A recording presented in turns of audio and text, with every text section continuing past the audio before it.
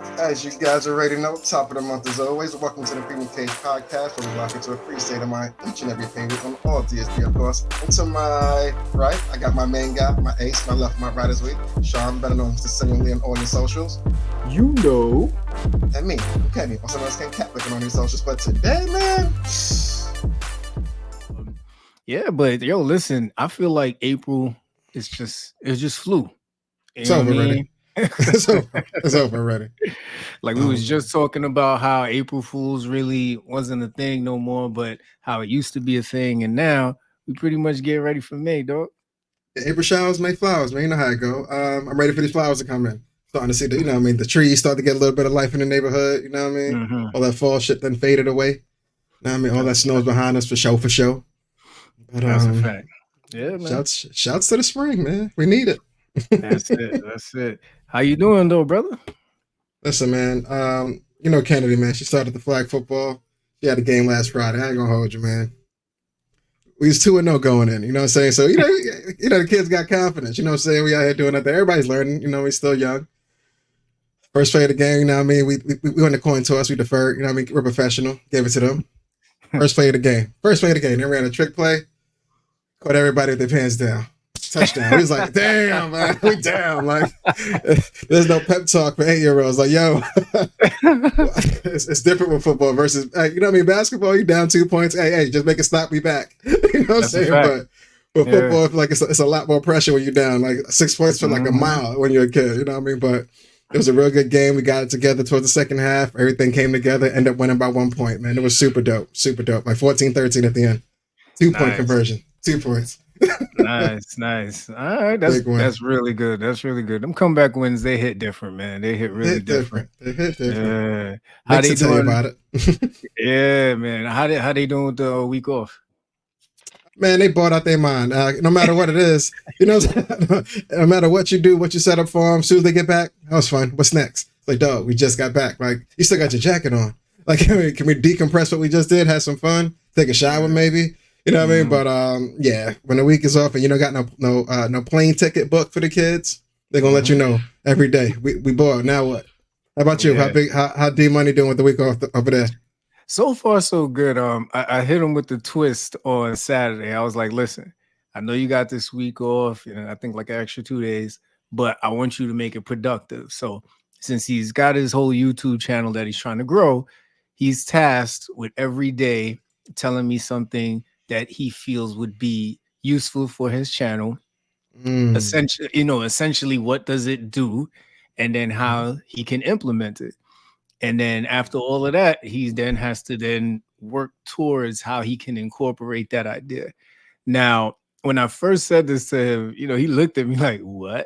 Like he was not. He was like, "Nigga, I'm off. Like, why you trying to give me schoolwork?" Yeah, but it's just more so to get him ready, because it's like these kids, they got all these ideas in their head, but it's hard for them to put it down. And it's a nice little way to keep him sharp, keep him on his toes. And in typical Darius fashion, he started working on Monday's idea Sunday night. And I'm pretty sure after I get off here, you know what I mean? He's got Tuesday's idea ready to go. He had that ready last night. So it's going to be interesting to see towards the end of the week if he can put all this stuff together and actually turn it into a pretty decent video. So that's where we at this week. Are you? I assume that you got the EP credits on the vid. You know what I'm saying? But are you and mom saying, yeah, this is good content, this is bad content? So we don't really see you in this light. Are you I mean, you're giving them the Disney approach? Right now he's been cool with flowing on his own. He's not doing nothing ridiculous. We do go to the channel, check out what he's posting. Right now I think he's trying to find his niche. You know what I mean? He's trying to find his groove.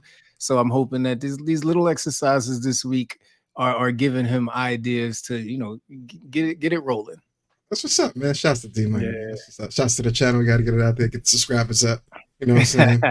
And I know me and you always talk about these random days that pop up on the calendar, but it was Earth Day, bro. I was trying to do like some digging around like what you can do. There's all kinds of like environmental organizations that you can either go volunteer or donate to. But it was Earth Day yesterday, man. How do you feel about Earth Day? I ain't gonna lie to you, I don't know the purpose of it. It feels like an extension of 420. You know, I feel Earth is Earth. You know what I mean? But that's a reach. You know what I mean? So I'm really not sure what the purpose of Earth Day is. I don't know if we should go plant a plant somewhere with their family. You know, make it like a really good green day. Don't eat meat. Should you be vegan today? Like, I don't know what's the purpose of Earth Day. Do you know, my brother? No, I don't. I honestly Damn, don't. I was hoping you had that. Tanya, where you at? Um, Nah. yeah, because I think it's honestly, if it's Earth Day, man, I think we are just trashing this earth with all the pollution. So it's a little odd, you know what I mean? But we'll have to do some more research around that. But I agree with you. I want to know the distinction between 420 and Earth Day. I kind of have an idea, but still, like it's both from the earth. We're both, you know what I mean, trying to enjoy the earth and preserve it Mhm, in some form mhm. of fashion. So you might as well I just got intertwine them. I got I got a quick Dr. G update on Earth Day for you. We know what 420 is. We're not gonna bother you with those headlines. But Earth Day Mhm. specifically is to raise awareness about the critical environmental changes facing our planet and to mobilize efforts to address them. So if you are one of those people that litter, don't be that guy that day. If you like throwing plastic bags in the ocean, don't be that guy that day. You know what I mean? Just more so be aware of the earth around you because the environment is important. But we need more than one day. It should be Earth Day every day. I don't think one day is going to Oh, help the so Earth. But yeah, whatever. Wait, Black History Month ain't long enough either. You know, gotta pick your choice. that's it, man. That's it. You gotta pick your battles. Gotta pick your battles. Um, all right. And it's funny because NBA on TNT was on yesterday. I know we're gonna get into those amazing games later on. But they stay messing with Charles Barkley, man. Charles, he was there, doing his analyst thing, and then out of nowhere, they dump arugula and spinach all over Charles, right? You know what I'm saying? Now, granted, it was dry. It's not like they messed up his suit or anything. But then Shaq comes over and tries to force feed him the arugula and the spinach. And I'm like, yo, one day So, Chuck gonna spaz on these dudes on live television, and I can't wait to see it. Like it's it's a getting crazy. it's a thin line between joke and hate. You know what I'm saying? You know what I'm saying? And Yeah, man. I just hope they got like metal detectors at them doors when Charles walked through because one day he's just gonna be packing. He's just not gonna be in the mood. Like, it's gonna be a terrible TNT halftime show. Oh yeah. Yeah. Oh yeah. But No, man. yeah, they keep poking the bear though. Like you said, they keep poking the bear. At some point, you're gonna spaz out live, and it's gonna suck. Because you're gonna be like, yeah, that. And when it happens, you're gonna be like, you know what? That joke was a little too far today. You're gonna agree with him. Whenever it's gonna be sad. It's gonna be sad. Yeah, man. Yeah. I hope it never happens, but if it does, I understand. I I understand, understand. Charles. I get it. You know what I'm saying? What's up? At some point, it's no longer a joke. Now I think y'all think I'm something to play with. Or And you yeah, gotta prove yourself. before I thought we was laughing together. Turns out y'all laughing at me. Yeah, this isn't Yeah. this isn't in the contract. You know what I'm Yeah, saying? man. Yeah, real talk. Real talk, man. All right, so moving things along, man. I saw an article last week after we finished the show that Mm-hmm. was talking about should 8 a.m. meetings be taken off the table. What do you think about that? Unless it's the maintenance crew and there's a long day ahead in that regard. I think regular corporate 8 a.m. meetings are a little, unless there's a golf course involved, like a Mm, tea time. mm. I don't. As far as sitting at the boardroom table at 8 a.m. That's a little unnecessary for any day of the week. Because the same thing can happen at 10 a.m. There's no reason why the same thing can happen at 10. You know what I mean? But 8 a.m. is a little too early sometimes. How about True. you? Um, I agree. I agree for selfish reasons. I like to get my workout out the way in the morning, and I remember, 2020 and 2021. I was getting them shits in during the 8 a.m. meeting because at the end of the day, I can hear everything that you're saying. And if you Mhm. need me to respond, it's not gonna be like a clear response. It's gonna be like, yeah, so we submitted. Give me a second. You know what I mean? Like I might be in the middle of something, but yeah, Yeah, I they agree, ain't gonna man. know. Yeah, if there's no camera, they ain't gonna know what's going on. Like, Mr. Lee, we're gonna need you to put the mute button on. Like, it's gonna look hot and heavy over there. Oh man. Yeah, yeah. But yeah, no, I definitely agree. I think 8 a.m. meetings, they need to be done away with. People sometimes need that sleep. They need that time to drop their kids Mhm. off or just kind of get themselves ready for the day. So yeah, I agree with that. How you feel about meeting free Fridays? Like, I do enjoy a good meeting. I hate to be that guy, but I wouldn't mind limiting Fridays to Zoom only if a meeting is mandatory. In Okay. person Fridays, nah. We could definitely do the Zoom version or whatever you were talking about. Send out whatever emails is necessary, but Zoom Fridays, I'm totally with. All right.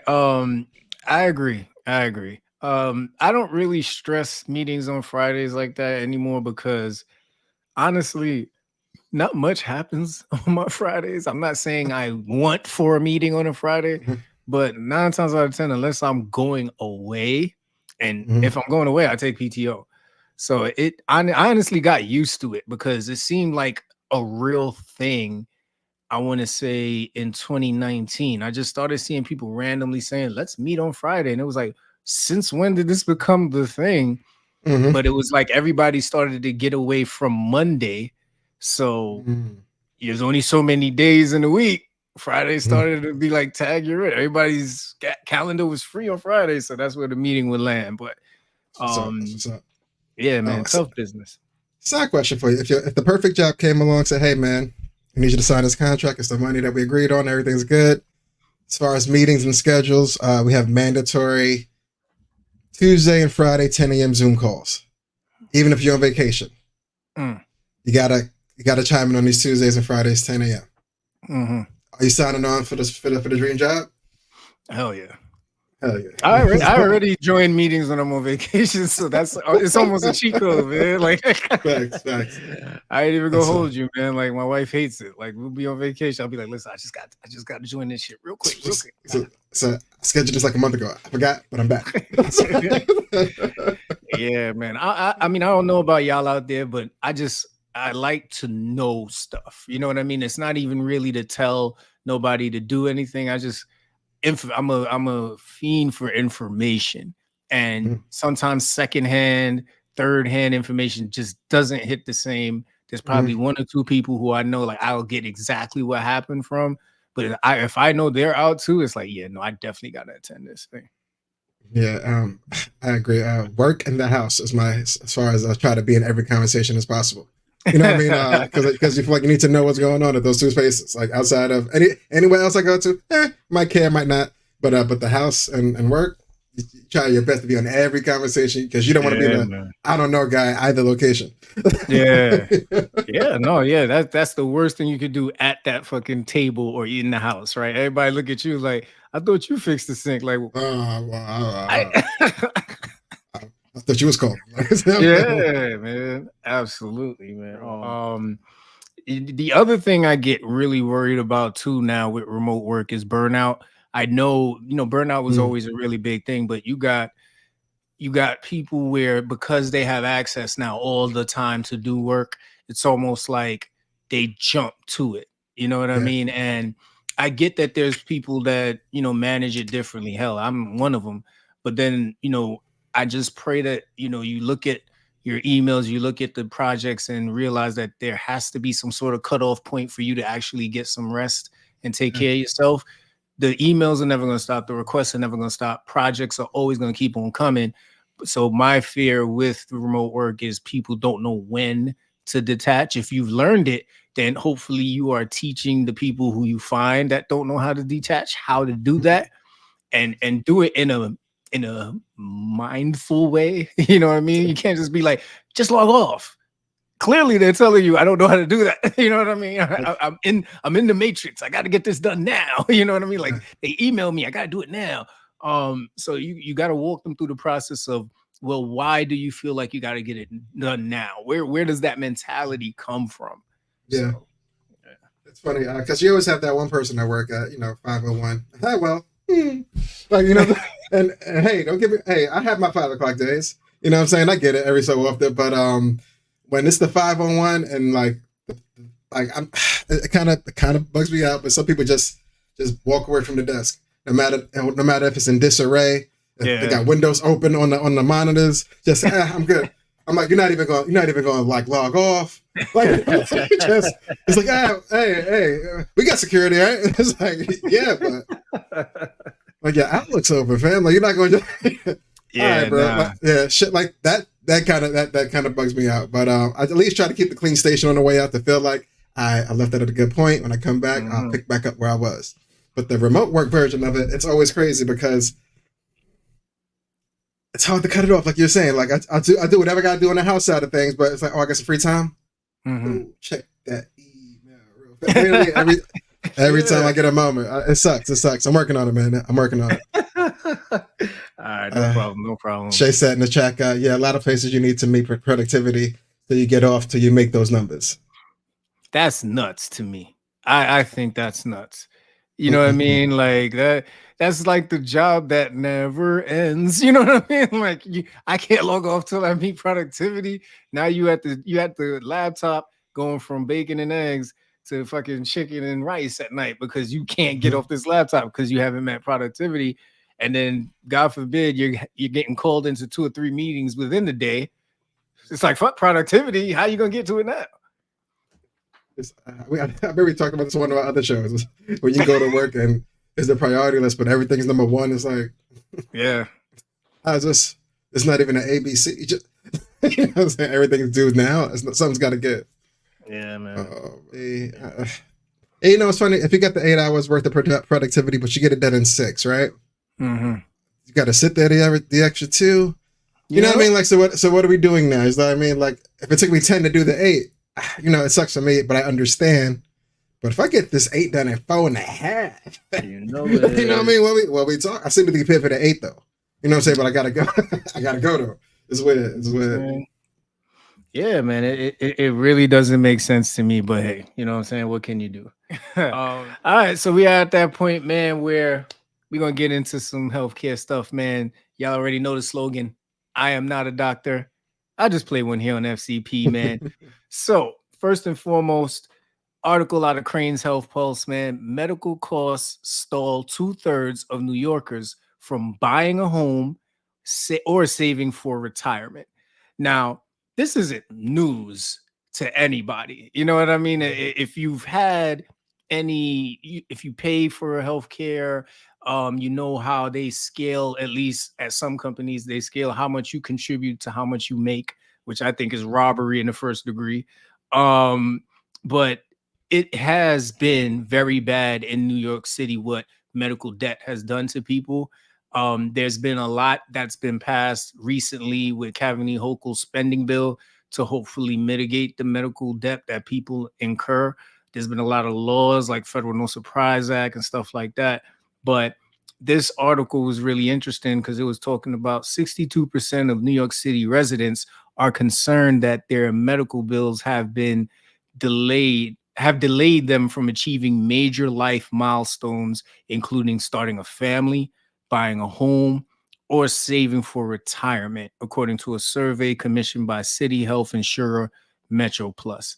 That health plan's a trigger for me, so bear with me. So it goes on to say, even though 95% of people who responded to the survey had health insurance, 1 in 5 still face difficulties affording out-of-pocket costs, including co-pays and insurance premiums. 40% cut back on spending for leisure or other items in their budget to afford healthcare. And then the last thing I'll mention is half of the survey respondents said that an unexpected $1,000 medical bill would catapult them into debt. Crazy business, man. Crazy business.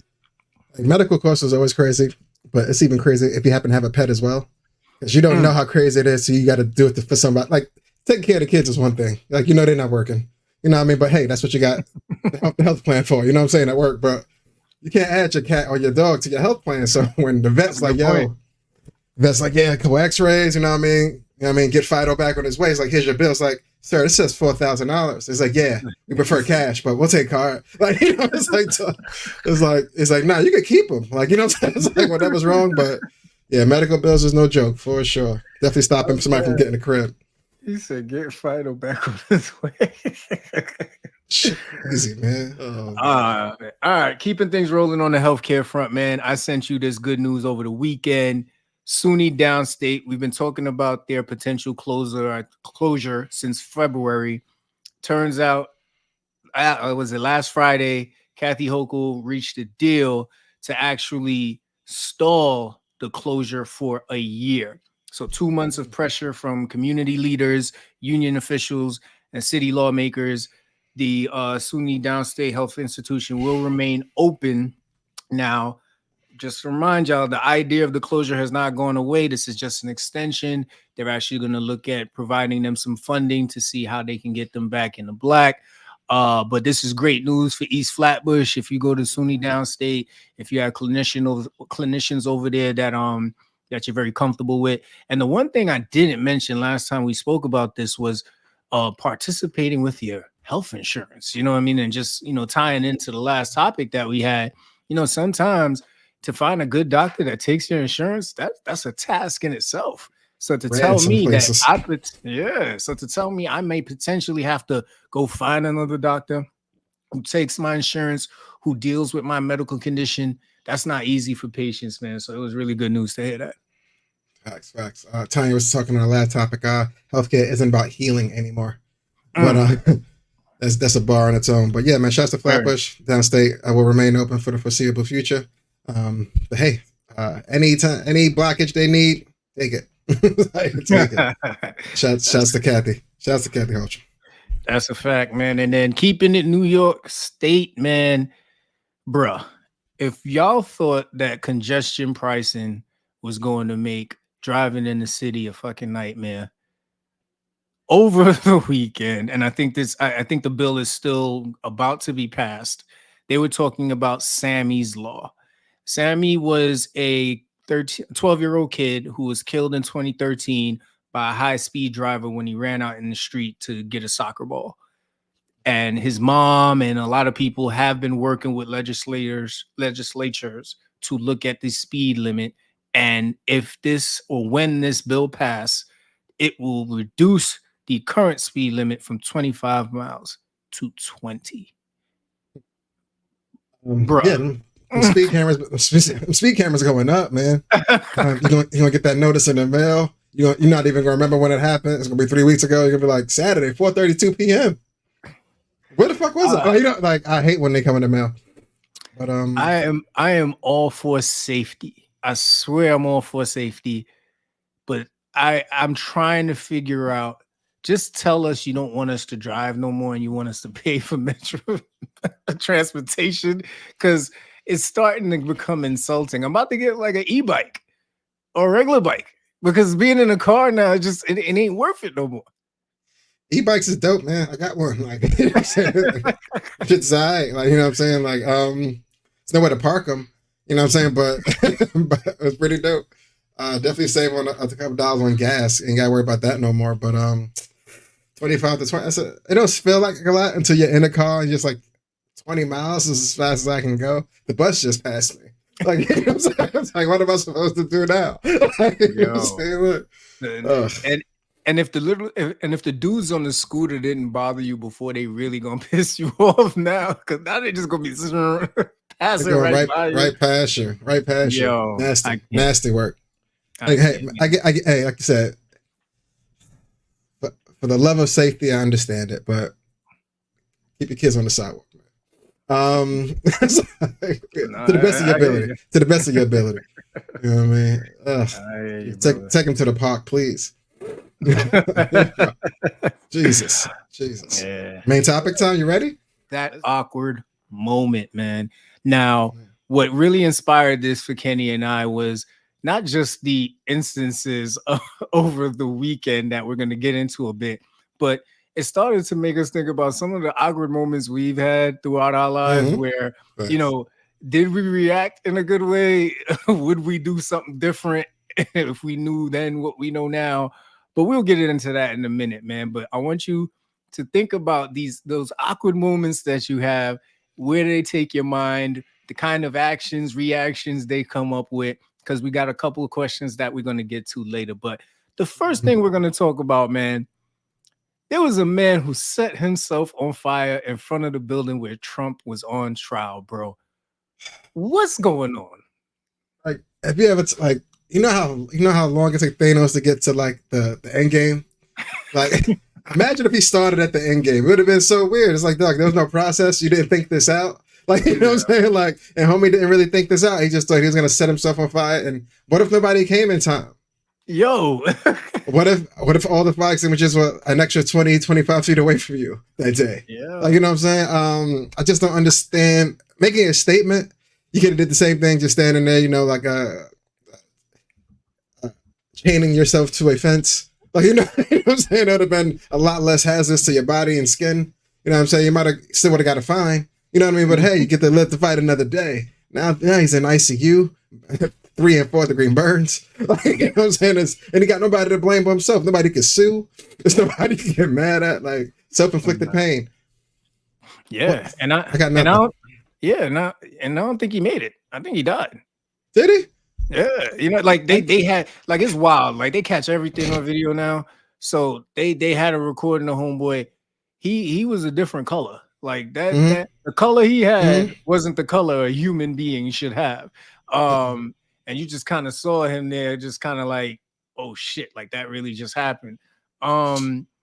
Very awkward, man. I will never know why. I didn't really dig too deep into see if he left a note or recording or anything like that, but very awkward moment, man. I honestly thought somebody sent me like a fake video. It said, man sets himself on fire outside a trial where Trump is. But then that shit was on like every newsletter. And then I was like, oh, this is real. I hope he was smart enough not to leave his note, like a note in his pocket. You know what I mean? Because it's not going to make it to be readable. But I don't know. You got to think these things out, man. It has to be a better end game. Absolutely, man. And I like that plug. Ladies, I think y'all gonna have to tap in with us on this next one, because when I saw this one, I was like, wait a minute, this doesn't make any sense. Awkward. Yeah. So apparently over the weekend, there was a lady who was trying to, well, not over the weekend, right? I guess at some point, she was trying to make an appointment with her lash tech, and they show the text messages where the lash tech is just being the lash tech. Like, I'm busy. I can't help you. I don't know what you want to say. You see her going off in the text. The video shows her setting this lady's car on fire. It was a foreign. Does it ever get that deep, ladies? Like your lash tech, your eyebrow, you know what I'm saying? Like your hair. Like, has it ever gotten to the point where you wanted to like put hands on the person that takes you, like gets you laid and slayed and all that? I don't know. Like mentally, hey, we all had those fantasies of being very mischievous. You know what I'm saying? As far as, you know, doing something that put somebody in harm's way. You know what I mean? But it was all thoughts. you don't act on those. Like, you gotta show up next appointment. Like, what are you gonna do? Like, but now doing this, now you got to find a whole new lash tech. You know, you can't. You'll never get on her schedule. And God forbid she knows. And God forbid she knows the neighboring lash techs. You might be blackballed. Like, you know what I'm saying? She might really have if you see her face, fuck her lashes up. Like how when you go to a store and you rob them. You know what I'm saying? I go, yo, don't let this guy in no more. It can't never ever be that serious. It can't be that bad. Can't be that bad. I'm trying. I literally sat there, Kenny. I was like, have I ever wanted to like stall out on my barber because he wasn't ready when I got there? Like, I'm like, I remember folding my arms a couple of times, like, this is bullshit, but never like, I'm gonna burn this motherfucker down. Like, nah, bro. Like, how do you get mad at somebody that's taking care of you? and your lashes are still fucked up. Like, I still fucked up. I mean, now you got pending charges, and now your whole like police mugshot gonna be crazy because your lashes is missing. Now you're prison bay. Like, prison bay. Oh man, like we talked about last week on the Dad series, man. Patience, man. 7 seconds can put you in a lifetime of pain. And trust me, she wishes she would have took them 7 seconds and not lit that flame. That's crazy, man. Another awkward moment over the weekend was it was Coachella. For all those that don't know, usually after the NBA season wraps up, Coachella usually does something out there in the Vegas lands every so often. But our favorite old school stoner slash grown man now. It's weird how much time has passed. But Kid Cudi, he came on the scene early. You know what I mean? Day and night, he was like 22, 23, like 15 years ago. He's a little older now, you know what I'm saying? But hey, he was honored to be on the Coachella stage. You know what I'm saying? Everything worked out for him. Then he got to a song that he really liked, and he was feeling the crowd energy, and everything was working out. And he's like, you know what? I'm gonna do the stage dive thing. It's been a while, you know what I mean? So he stepped over the first barrier. Then he was trying to get over the second one, and then like his ankle kind of twisted a little bit. He's like, okay, I think I still got it, but he had to make like a firm jump off that weak ankle. It's a you know what I'm saying? So he jumped, came down, and he went straight down to the ground. Knees hit the concrete, and he just laid there, just with the damn. I fucked up face. Like, you know what I'm saying? It was like everybody rocking out. Like, yo, Kid Cudi just disappeared. But you know, you gotta love how everybody's a cameraman, and they showed the whole video in real time. Like, oh, Kid Cudi, Kid Cudi. Yeah, But man. at some point, do you know when your body no longer is gonna support you? He knew his body wasn't gonna support him, and I hope y'all go and find the video. When you gotta like gauge your jump, don't do it. Don't You know do what I'm it. saying? Like when you got to position your body like this, you know what I mean? Like, are you looking like you about to brace for impact? That is the first sign that this might not go good.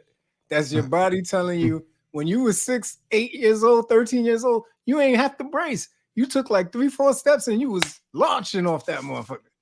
40 years old, when you got to go, you got to set your arms and brace. Nah, bro, it is not you. You don't do it.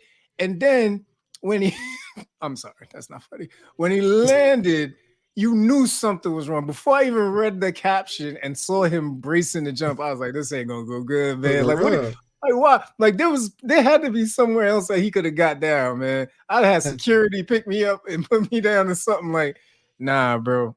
Right. So, hey, security, DJ Khaled me to that area. Like, you know what I'm saying? Like something. Yeah. Like, so I should be carried. But you gotta know yourself. Gotta know what your body can handle in that situation. And jumping 6 feet with no support, it's not. It don't hit the same at 40.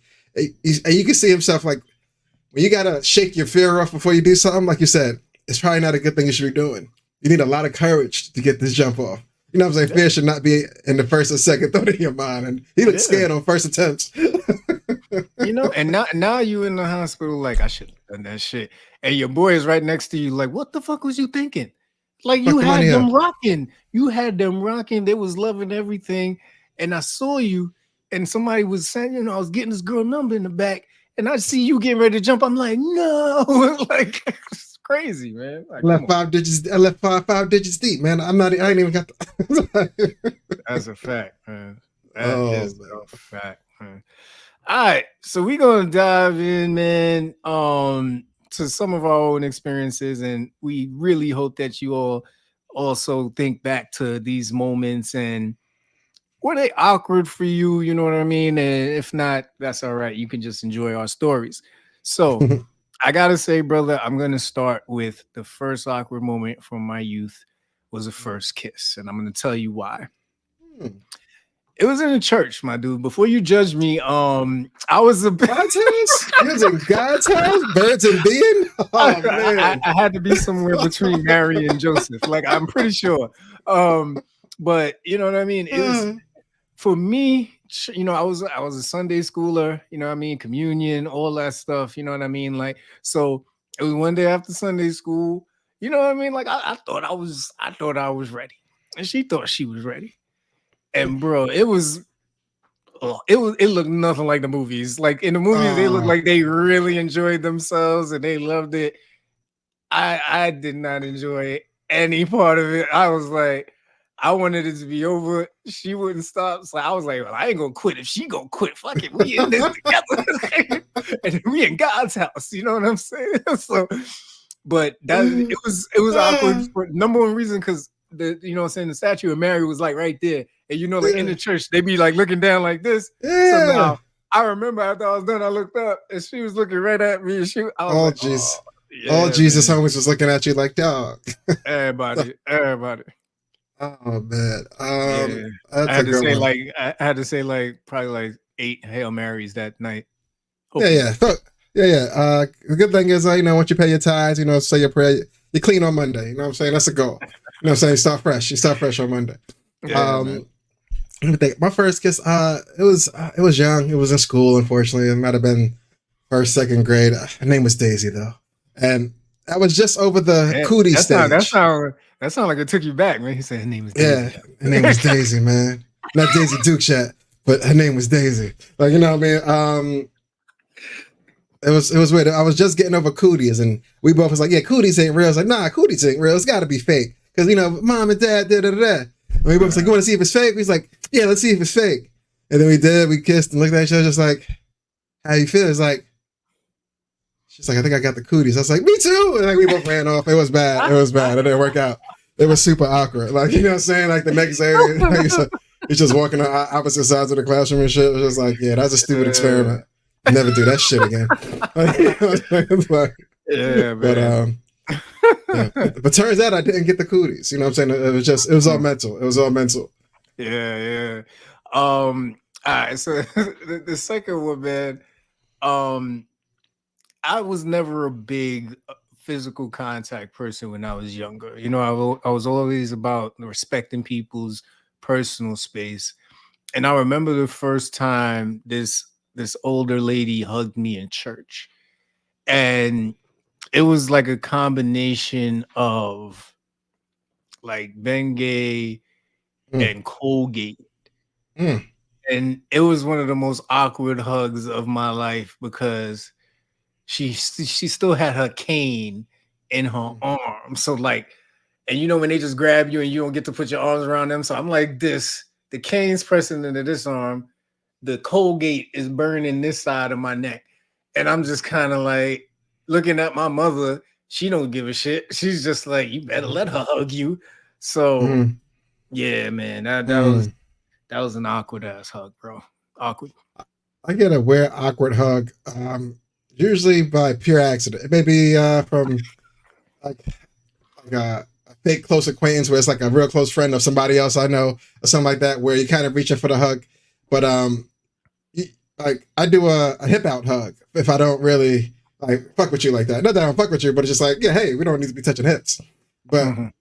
when they hips come close, it's like, oh, we all hipping. We all right. This is a lot closer than I thought it'd be. Like, but hey, how you been? Like, saying like Jesus Christ. Like, you out there hips, like you out there hipping? Jesus, I can't. Yeah. I thought this was gonna be a regular hug. Like, Yeah. oh man, it's always a Yeah, funny man. one. Always a No, funny one. yeah, yeah, definitely, definitely. You gotta have that regulation on the hugs, man, especially after you got your woman. Cause they watch that shit, man. You know what I'm saying? They Mm-hmm. watch, there needs to be a good angle to that hug. You know what I'm saying? Ass up, you know what I'm saying? No chest contact. It's kind of like a you know what I mean? So for those who kiss people on the cheek before they give them a hug, man, have you ever mistakenly, to Kenny's point, both went to the same side and almost made lip contact? Oh God, Jesus! Like, like, so you ever come? I was like, yo. So what you eating mangoes, my nigga? Like, you know what I'm saying? Like, what the fuck? Yeah, that's too close, man. That is too close. Like, if that sucks. That sucks. I pray that I wish that on nobody. Me I wish neither. that on nobody. I hope that never happens to anybody. But Oh man. just like you said, sometimes you don't know which side y'all going to, and then bop, it's Mm-mm-mm. like We here now. That's weird. awkward. Awkward. Awkward. We all got our friend group, right?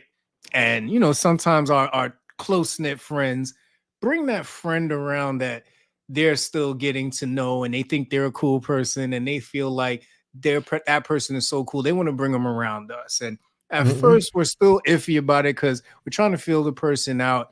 They're not bad, but they can come around. It is what it is. So now, you ever now seen this person somewhere, right? Let's say you're both out at like one of those like summer fest, tequila fest joints.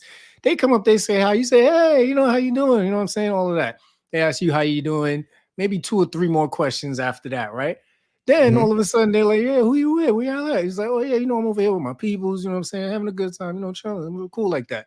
Like, all right, cool. I'm gonna walk over with you. And now you look at them like, what you mean walking over with me, man? You ain't got your own people? Like, like we're supposed to be.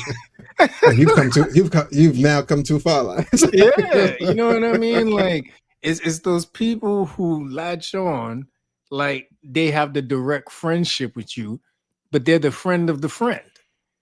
And because they feel like, oh, they know you through the friend, now y'all direct friends. So now y'all can hang out. Y'all are going to enjoy this tequila fest together. It's yeah.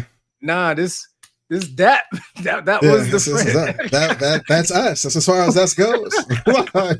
You know what I'm saying? Outside of bathrooms that way, Chief. Like that's as far. That's what we got. That's all I got for you this night, man. I'm sorry. It's rare when the friend brings a friend and y'all do hit it off like, you with the like it's dope when it happens, but it's rare. You know what I'm saying?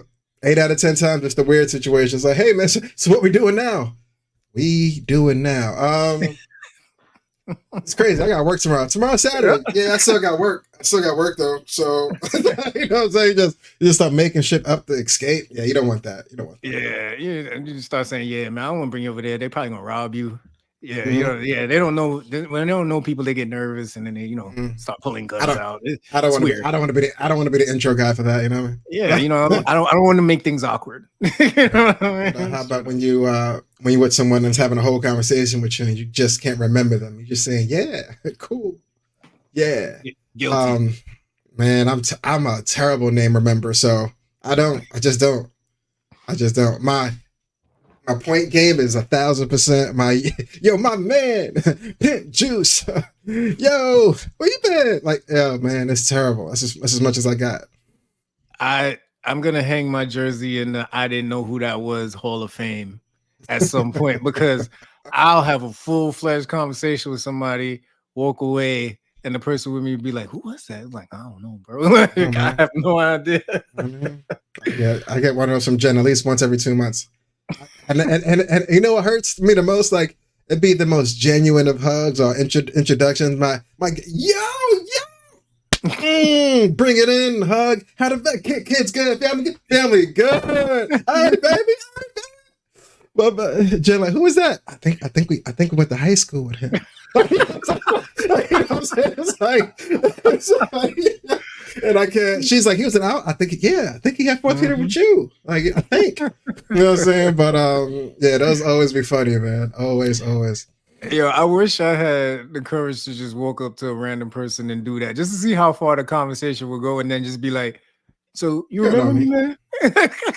Like, I want to see them go through the process. Like, bro, we don't know each other, man. I'm here. That's my man's over there with the camera. We're just walking up to people and just starting random conversations, acting like we know them to see how far they go.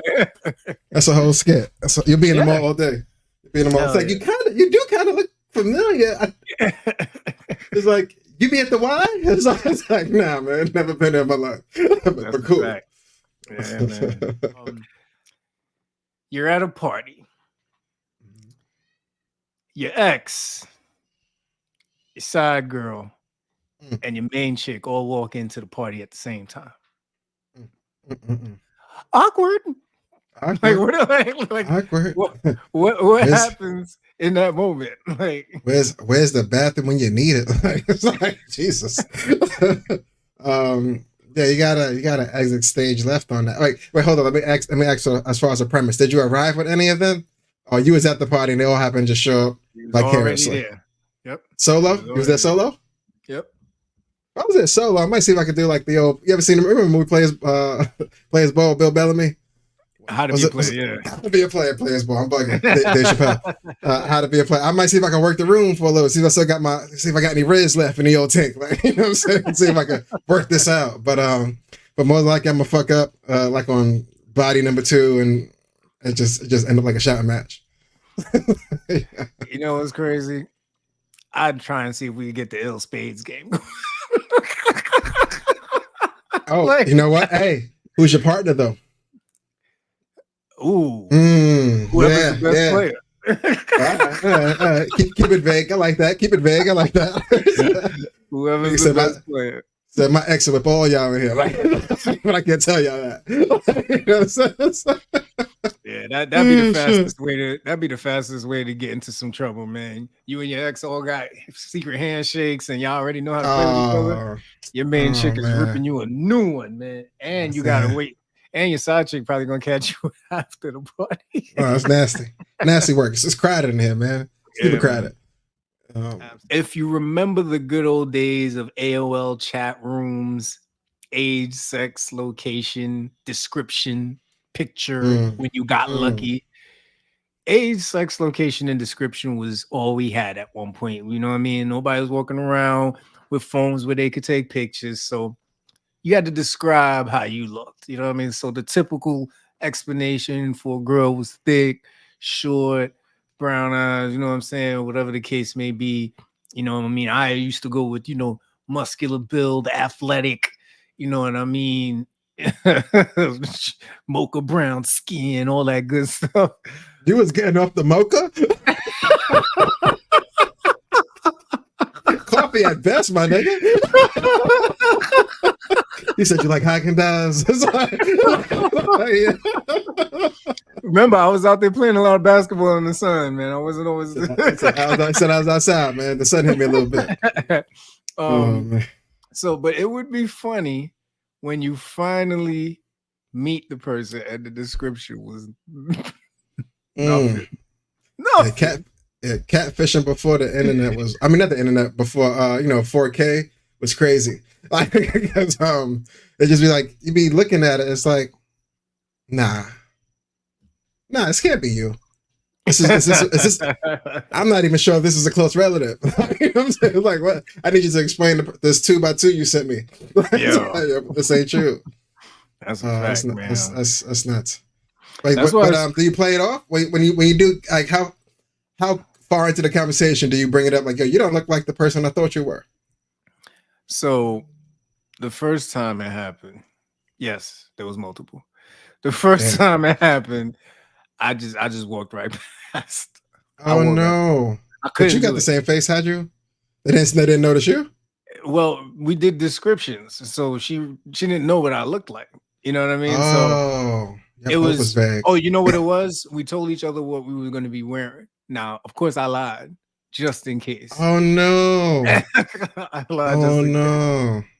But I wasn't the best actor because when I walked by, I made eye contact with her, and I was just like, and then I went into the store. Right? I went into the store, then I came out, and then I went across the street. The problem for me was I did it around the time that we all, people would congregate at the bus to go to school.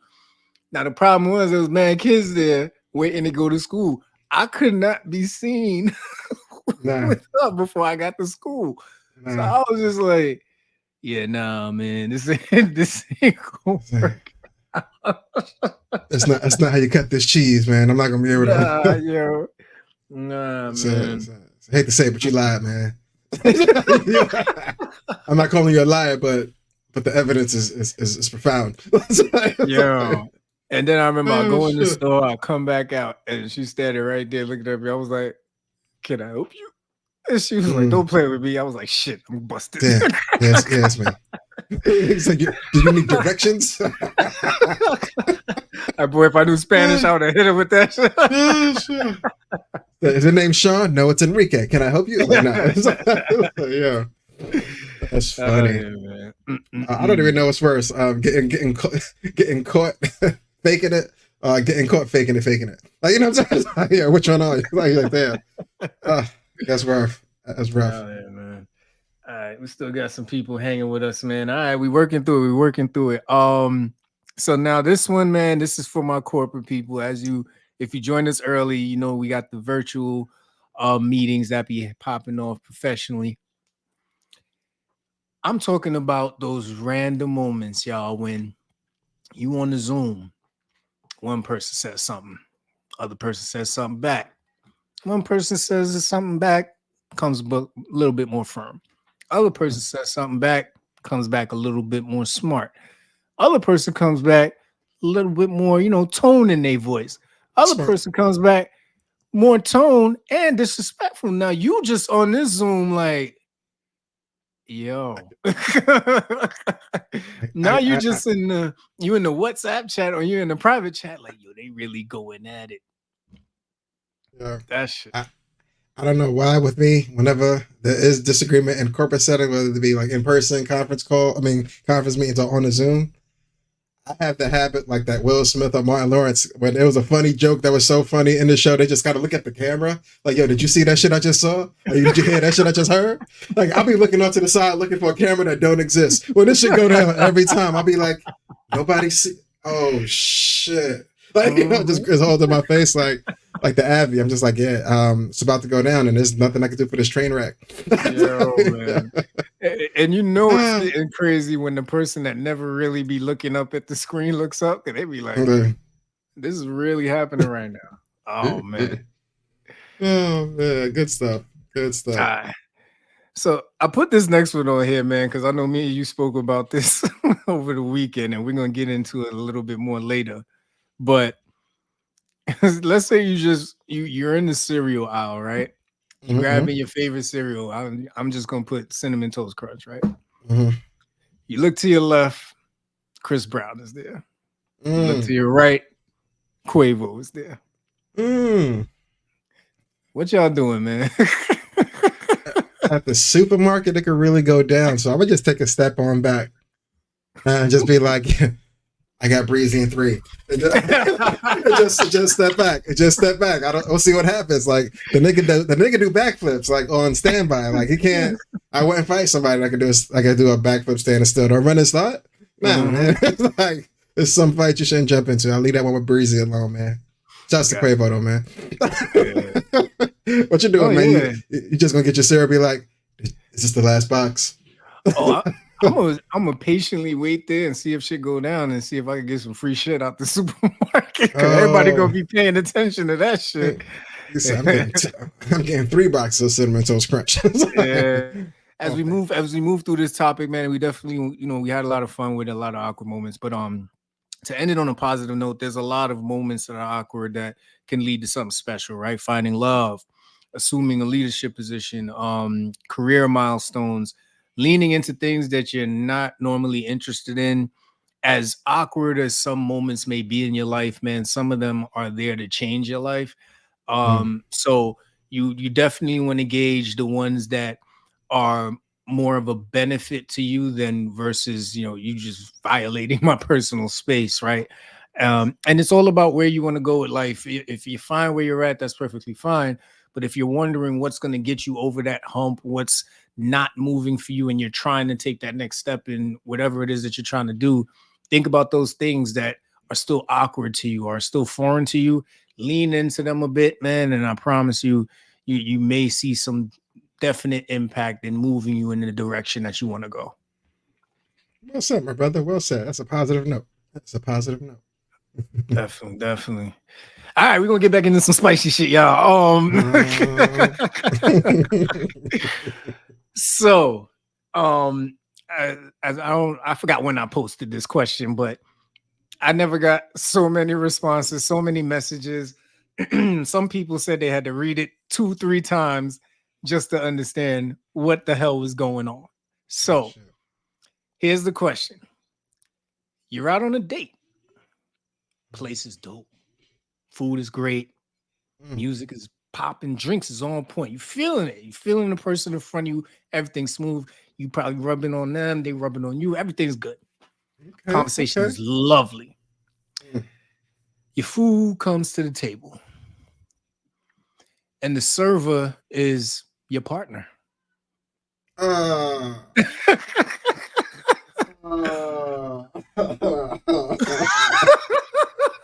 Oh, you set me up. I thought I was Riz 1000. What you doing, bro? Man. I'm gonna just say I didn't order this. I'm gonna just look up I didn't order this. I don't even know. It's not even McDonald's. Like I was just like getting up, just like get my Stevie Wonder on everything, bro. I'm just I'm gonna feel my way all the way out the restaurant. Yeah, touching on people's faces and shit. Oh, I'm sorry. I left my cane home. Damn, there's no comeback from that. There's no. Everybody's mad. Well, one's mad, one's confused. You know what I'm saying? You know what I'm saying? But sheesh, I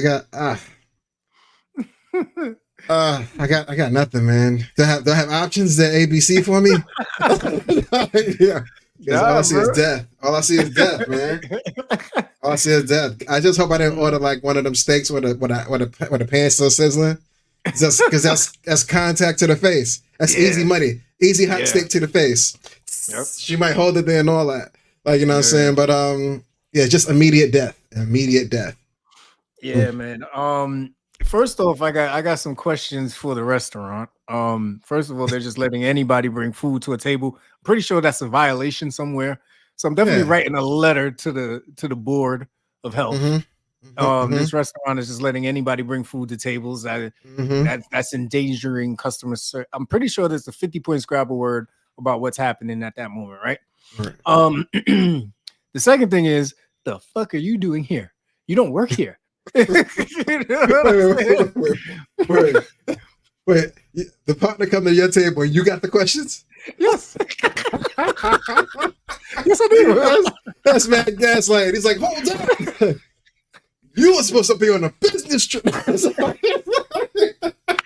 told me I was going to see your mother. Oh shit! How you flip it like that? That's funny. So, and then of course after that, you know, it's like, listen. Before we make any drastic decisions, right? Clearly, we're building this relationship on the wrong things called lies. So we got to draw the line in those lies right now, girl, and we got to be honest with each other from this day forward because I love you. Hopefully I don't get slapped after that, but it's worth a shot. I guess depending on the level of romance the place is, can you get off the hey babe, this is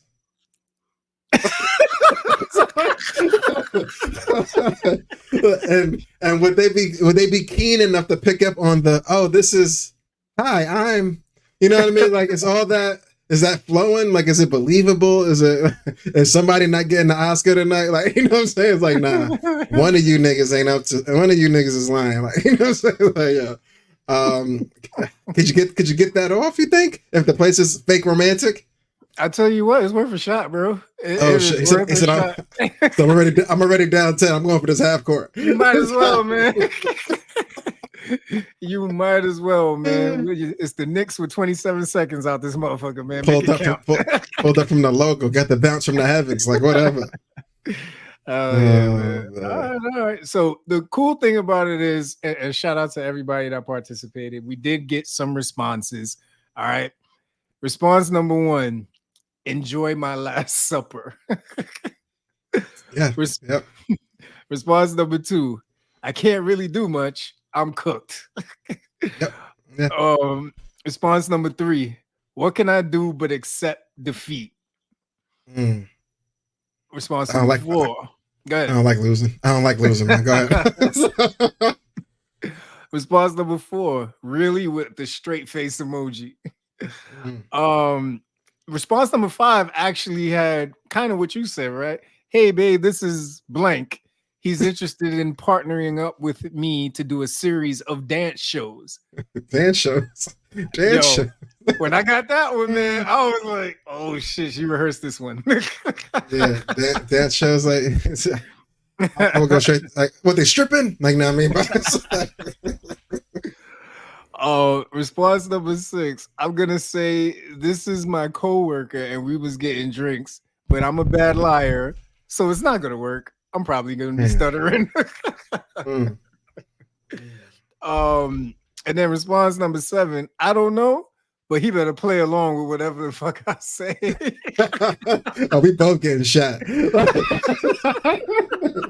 said, if they as smart as they need to be right now, you better shape up quick. Man. But if I was on a flight, I don't have to think of a quick lie. I go, hey babe, I know you said, we gotta bring some money into the pot. So this is my new OnlyFans manager. See how that Sounds like works. you Like, see, got you nothing. know what I mean? Like, that's all, I mean, something got to work. Like, you know what I mean? I'm here for us. I'm here for us. Oh Oh shit! man. Something got to That was give. funny, man. But listen, I appreciate y'all, man.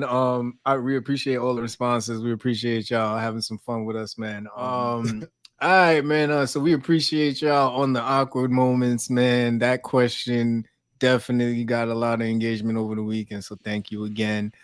We are shifting over to music, man. The Kendrick effect is real, brother. And you said a perfect line to me over the weekend. 30 seconds of bars turned hip hop on its ass, man. Take it away. Yo, man, who knew? Like Jay knew that one verse could fuck up the game, but this is ridiculous. Like, you know what I'm saying? Like the boy threw out the ether like a month ago now, caught a couple #1 weeks, and then hit his mic in the closet, like, and just ran off, like, just like, and it's been mayhem outside World War III ever since. Like, you know what I'm saying? But listen, Drake, he's let you know in every little battle or tiff he's been in that he's not scared to write. He's always booth ready. He's always in close proximity of a mixer and sound engineer. Like he can always get it done in a pretty good turnaround time. It failed to disappoint, but this time he turned around and added AI verses from Tupac. And he's looking from a perspective of a LA dude who just let me down. Like, you know what I'm saying? And then he added Snoop at the other end of it. It's like, yo, nephew. I was like, oh, come on. He writing for other niggas now. I don't know what ether he could possibly hold it on to, Kendrick in his closet or his studio, but if he don't drop that shit in the next 2 weeks, man, I'm gonna have to just give this W to Drake officially. He already has it. Like, you know what I'm saying? He's up 2 rounds in a 3-round bout, feel like, you know what I mean? But it's I'm hoping he got a haymaker in the closet to bring out, like, cause he started this, he really threw this rock at this big ass glass house. just going like, I hope they'll know it's me. Have you caught up on all the diss records? Have you heard everything? Yeah, man. That was my mission from Friday to catch up on everything. I heard push-ups. Awesome. Rick Ross's this. I mean, it was typical Rick Ross, but I really didn't. I thought it was a light jab, but it really didn't spark anything. Kanye's little contribution really didn't get much from that. But there's rumors to, your point of Kendrick responding. There's rumors of a response on the way. Kendrick he reminds me of that OG that just likes to watch everybody else do shit and get into shit. But if anybody ever steps to him, he's just like, whatever. But I agree with you. He does. I think a response is due. Otherwise, Drake walks away completely with the belt, even though he's got it already, to your point. Yep. This is what I fear is going to happen, but say a month goes by, 2, 3, 4, 5, 6 months go by, Kendrick has a new album ready, maybe the end of the year, and he drops a scathing track on there that really grinds Drake's gears. Are we ready to relinquish whatever fight this once was back in April in new, you know what I mean, in new time, and be like, oh, so this is your takeover? All right, we'll take it. But there wasn't there wasn't ether though, but we'll take it. Like, you know what I'm saying? Do we care a month or 2 from now? Absolutely. So you can drop that shit whenever you want. So I'm gonna listen to it. Yep.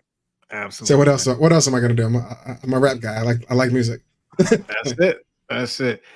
But the back and forth that really caught me off guard, I honestly did not know these two fellas had any issues, was Chris Brown and Quavo, man. Not Light sure niggas, where, I'm telling you, I'm not sure where this started, but it sounds like from their bars over a female. But we're gonna start with Chris Brown's diss, man. Very Tupac hit him up esque for an R&B dude. The takeoff line was, I'm not even gonna repeat that on this podcast, but that was brazen. I don't know. I don't know if you can just respond to that with a rap record. hey, if it's on wax, it's technically on wax. Like, you know what I'm saying? We sat next to each other at a fashion show. There was no qualm or quarrel there. Like, you know, maybe we were able to be professionals in a setting that we were very close, shoulder to shoulder in. I could go in the booth and say whatever I want about your mama. Like, you know what I'm saying? Like, I think they're keeping it on wax, but Chris Brown, I think he's about that life too. I don't think he's afraid of a fisticuff. Quavo, not so much. I don't think he wants to take off all that jewelry to start fighting at the same time. You know what I'm saying? So I would give it to Chris Brown, and the light skinned boy got bars. Like, he's like, you forget how talented Chris Brown really is. Like, he's a rapper, he's a singer, he's a dancer. He's an artist. He does graffiti. Awesome. Like, you know what I'm saying? He just does a lot of things well. You know what I'm saying? So I wouldn't really want to jump in that field with him. He's really good. For an R&B dude, like a highlight saying, for an R&B dude, Bree sound like he be in them streets. And I think he do. I don't know when he got the time to do it, but I think he does. Yeah, it was interesting, man. And then Quavo came back and did pretty much what Chris Brown said he was gonna do. Talked about, you know, him beating on girls. The line about the auntie getting tied up, that was interesting. But I don't know the backstory on that, but I feel like he knows something that we just don't know. Right. You know what I mean? Like that was a hell of a line, you know, and he started out with it. I was like, wait a minute, what? And then he just started getting into the other shit, and then you heard Takeoff come on. Hey, good. How'd you feel about hearing Takeoff? I mean, that was that old music from him? I don't know. Was it new, bro? You know what I'm saying? Like, for me, I mean, there's unreleased music too, brother. Oh, my bad. I'm like, dog. Everything's old, man. Everything's old. But for me, it was just like it was having him on the track was a little weird, you know. But okay. I guess I get it, right? Because he mentioned Takeoff, so he wanted to have him be a part of the disc. But then, you know, the references to almost beating on Tiana and stuff like that, I was like, whoa, wait a minute, like, shit. Yeah, it's crossing some lines, and, you know, in rap beef, you may cross a line or two. You know what I mean? So I don't want it to go any further than what it has already. I don't think I want more diss tracks from either party. I think we got what we. I think we got our fill as far as from what these two need to bring to the table as far as a rap beef is concerned. Only one of them was a actual rapper, so it was cool. It was nice to hear some dark lines about the other person. Great to hear Takeoff on something new, but I don't need any more from neither party. I agree, man. All right, so we're gonna make the power shift over to FCP Sports Corner, man, before we close this thing out. Over the weekend, man, Garcia stuns Devin Haney. Somebody said it was the shoes, man. Looked like Devin Haney was out there boxing in the Uggs. That shit had me dying. But Garcia pulled it out, man. I mean, the theatrics he had was almost Conor McGregor-esque. You couldn't tell me that he wasn't on something. It was a beautiful, beautiful performance from the day the fight was being promoted. And he, man, 3 knockdowns. That's crazy. Yo, Garcia, listen, he promoted the shit out of that fight. He did everything that he had to do to get eyes on the fight, to make sure everybody thought he was crazy, whatever he wanted to do. Took care of the situation, and then immediately after got back to regular person. Like, yeah, man, I did it because, you know, it's called promotion. We're not gonna believe you your next fight, but you know what I mean, now but you know what I mean, the fact that he put some money down on himself and did a proper bet. I got a question with you about that too. Like, I guess you could place bets on yourself if it's to win, right? No issues. You know I don't know. I don't know how it works with boxing. You know what I mean? Because even in the NBA, if you say you're gonna win this game and you win this game, am I not allowed to do that? Like, you know what I'm saying? But I don't know, whatever. But I think Jonte Porter is an example that you can't do that. He did the reverse. Like, you know what I'm saying?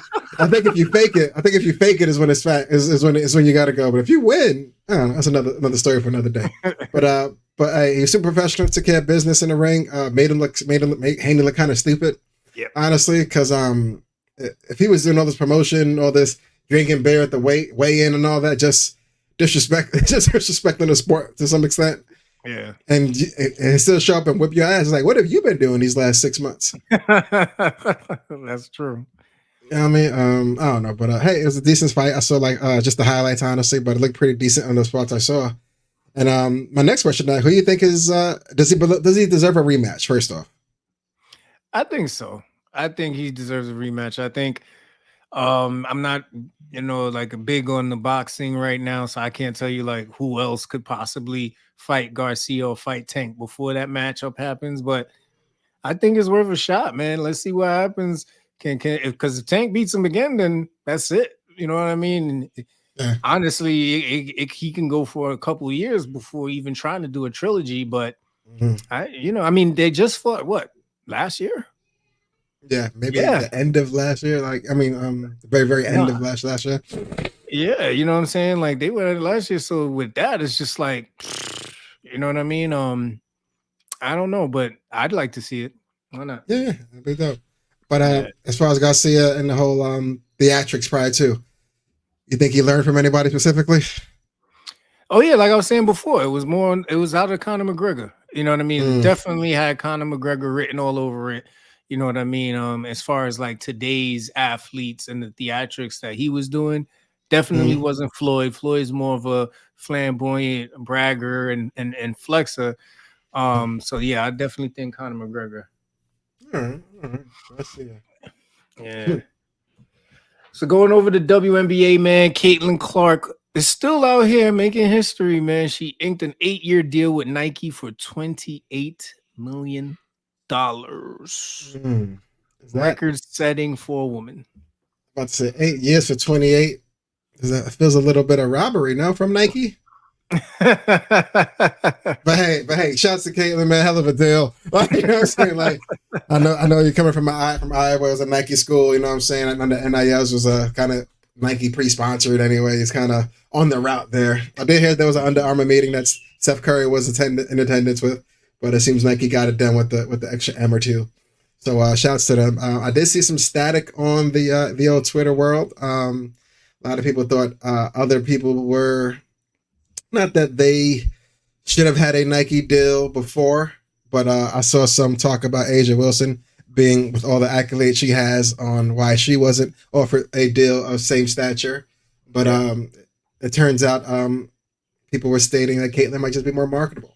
She was able to bring a lot more eyes to the women's, not a lot more, but she garnered a lot of attention, so to speak, with her recent run. So Nike's just capitalizing while the iron's kind of hot. Do you think Asia flame is going out if that was the rhetoric? No way. So, you know what I mean? I don't get it. No way. No way. I think and Asia actually spoke about this on the podcast where she's like, listen, what's for her is for her. She knows it's coming at some point, but she wouldn't want it off of she wouldn't want people to dislike Caitlin's shine because to your point, she earned every point of that. But I think the Nike has had the opportunity to show that they can recognize marketability.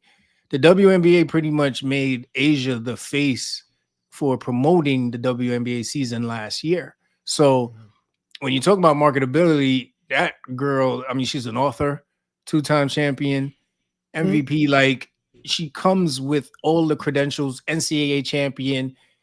She's got commercials out the wazoo. She's got personality. Part of the Time I 100 crew.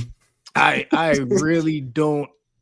When you talk about not marketable, all we've seen Caitlyn do is play basketball. Mm-hmm. That's it. You know what I mean? Mm-hmm. I'm not saying that she doesn't come with a bunch of other talent, but all we've seen her do so far is be a phenomenal basketball player. Asia Wilson's a phenomenal basketball player and then some. Mm-hmm.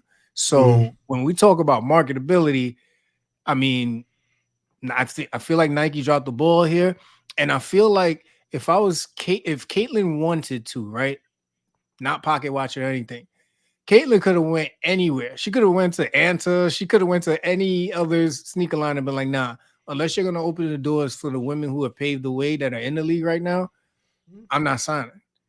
You know Mm-hmm. what I mean? Like she could have been like, no, but now I get it, right? First of all, nobody's gonna say no to $28 million over 8 years. She's Nope. got a family to feed. She's got things she has to do. And the fact of the matter is, it does set the bar now, right? Because now, if she's coming in as a rookie with 28 million, if you're Asian now, oh, so we definitely breaking out the checkbook because I got Mm-hmm. credentials in college and in the league. So Mm-hmm. we talking 35, 40, you Mm-hmm. know what I mean? Like what we doing Mm-hmm. over here? So Only reason I think they are shying away from Asia is I think more so the big man or big woman complex. As far as a lot of centers or power forwards don't have a long or striving shoe career. I know Shaq is somebody who did it. Outside of Shaq, I know Giannis has a shoe now, but there aren't too many. I know Wemby's do the alien. They're gonna make that super dope. But if he's considered a center or a shooting guard, I'm not too sure yet. But the fact that he has shooting guard like moves helps his marketability on the basketball end of things. As far as a kid striving to be that, it's hard to strive to be tall if it's not in your stature to be tall. It's a lot more relatable to be a 5'9", 6'2" shooting guard that shoots the ball well. You know what I'm saying? So I think that's what Nike's leaning on. But hey, man, she got to get her money too. She's earned it. So we'll see. So it's a size issue. Yeah, man. Yeah, I man. hate that. It's hard to market. Hard to market. I hate that. I hate that with my whole heart. All right. NBA playoffs, man. Listen, this was one of the best weekends of NBA basketball I've seen in a very, very, very long time. And us being native New Yorkers, we got to start with the Knicks tape, man. The Knicks look good, bro. Bruh. I was crossing my arms and it was like 27 seconds. I'm like, they're going to let Maxie just shoot threes. You know what I'm saying? I was like, when Maxie hit that three, I was like, damn, this is it, man. I thought we was going to go up two. It's all right, though. We're going to get him in Philly. You know what I'm saying? But the rest started reffing, man, and it was right on time for Knicks fans, Yeah. right? Yo. Where was your way watching the game? You at the crib or you was out? I was in the crib. I was right in the Nice. crib, man. And it's funny because you watch the odds change. Because at one point, they have Philly at like plus like one something. And I'm like, I don't see the Knicks really giving this up. But Maxey was getting hot, like you said. So it's like, fuck it. You know what I mean? If you jump on that, worst case scenario, Knicks win, whatever. Then, Philly goes up by 4. And it's like, it's like damn near less than a minute, man. There's no way they come back. You know what I mean? Like this doesn't make any sense for them to make this comeback. And you see the 3 from Brunson go in, and it's like, all right, game now. You know what I'm saying? Then you see the steal, and then it's like when DiVincenzo takes that first 3, it's like, wow, I was very surprised he missed it. But then when it kicks back out, you just see the poor discipline in defense by the Sixers, man. Like, you got to stick with the shooters. I don't care what craziness, what chaos is going on. Somebody should have been glued to DiVincenzo, but he gets it. Slight late contest from Nick Batum, but that shit is cash. And then Not missing that twice. Yeah, man, that was pretty much it, man. And then Hartenstein got the block on Maxey, and that was it, man. I could only imagine what being in the Garden felt like for that moment, what being on 7th Avenue after that game felt like. Game 1 was another close one. Josh Hart is all of a sudden, a go-to scorer for the Knicks. You know what I mean? Yeah. And the scariest part about this, man, is Brunson hasn't been shooting well. He's not even hot yet. Wait. Hopefully, I'm pretty sure he's gonna get hot in Philly. But yeah, he wasn't having a great 2 games, and they were still able to pull it out without him. So I'm like, yo, that's super dope. He's they're a very fun team to watch, though. Yeah, man. And then just watching, and somebody told me this a long time ago. Knicks' success is good for basketball, and I never understood that because I was never a Knicks fan. But you see, whenever the Knicks are successful, basketball is just really fun to watch.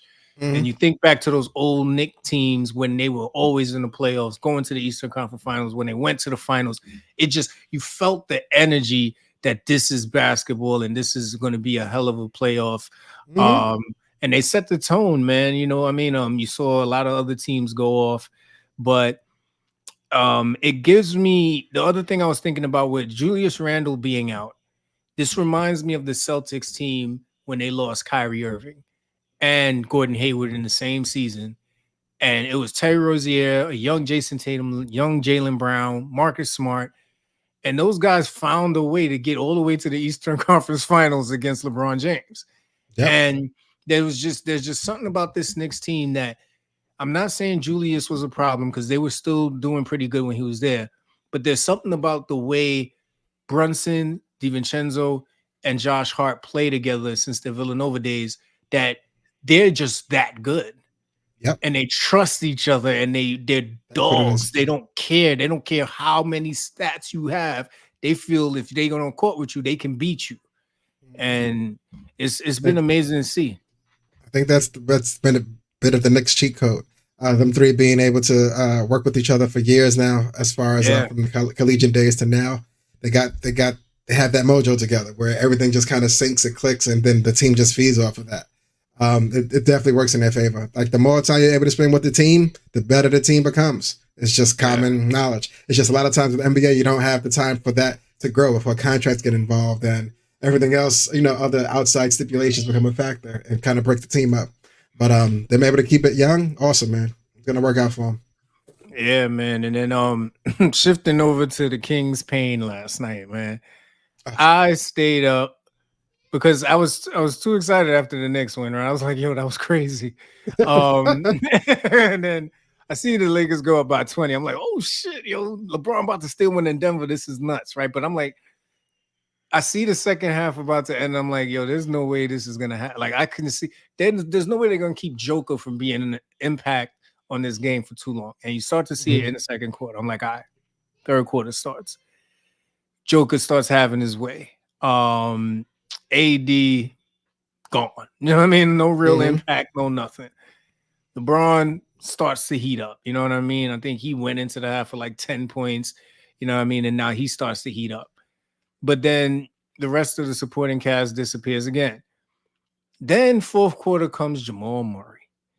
And it's looking like still LeBron is going to pull this game out for this team, like Mm-hmm. back and forth, man.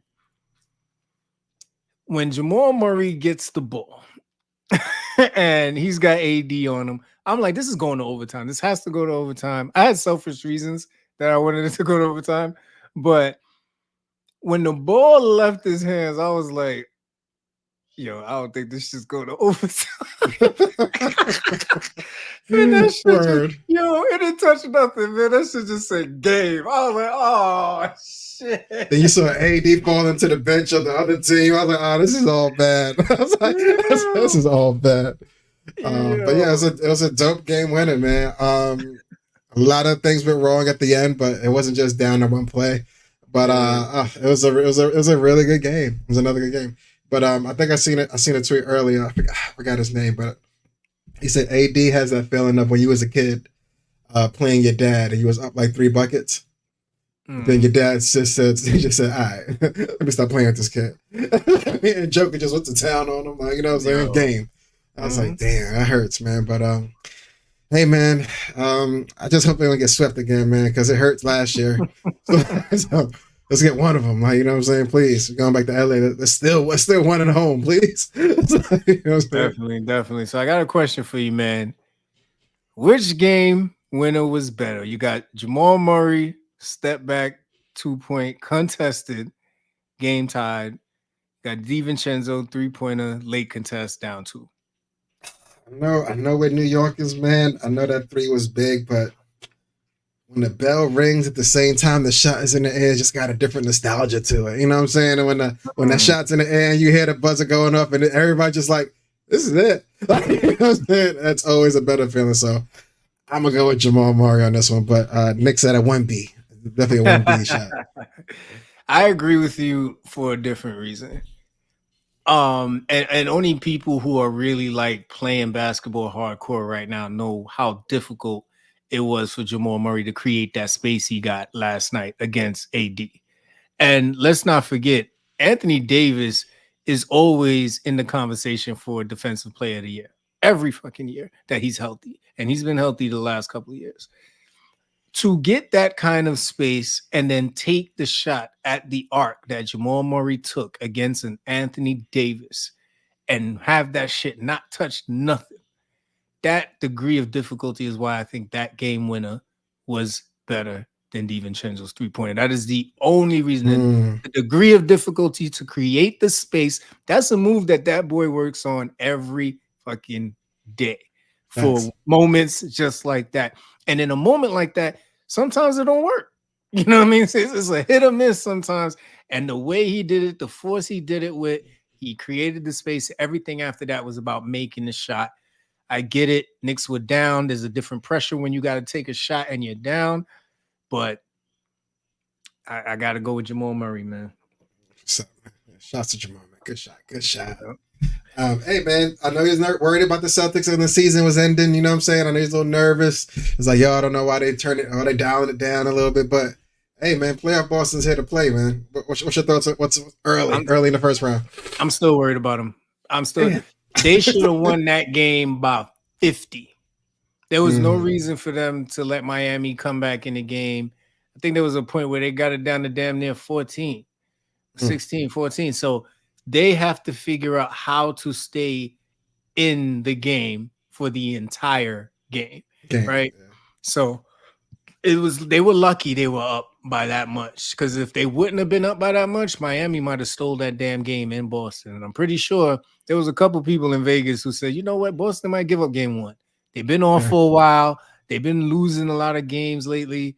Who knows? Maybe Miami comes in with that heat culture. And Miami didn't make it easy for them. They had to hit a lot of threes to get that lead that they got. They wasn't just walking in there getting easy buckets. So game 2, I think it's tomorrow. Boston better come with it, man, because the Heat, they found, like, sometimes you got to be very careful, especially in a 7-game series, how you end the game. Because if you're already blowing the team out, if in the last quarter, if they see they got some sort of rhythm, something is working against you, they carry that as momentum in the game too. They know they're not supposed to win anything in Boston. But if they saw that they got you on the ropes for a bit, they're like, oh, shit. Maybe we need to emphasize that a little bit more. So watch that shit for game 2, man. Gonna be crazy. All right, for sure. And just to confirm, is Jimmy done for the postseason? Like, he's not coming back at all? I don't think so. I don't think so. I didn't see that, but I'd be surprised if they bring him back, man. That's their guy. If Boston's smart to take care of this in 4 games for Jimmy to get back. Yeah. You don't want to see him at all. Yep. That's the goal, man. And then you had Dame time cooking, man. Granted, the Pacers are a young team and they really looked young in that game 1, but Dame is still that dude, hands down, man. I'm happy for him. You think they take care of business tonight?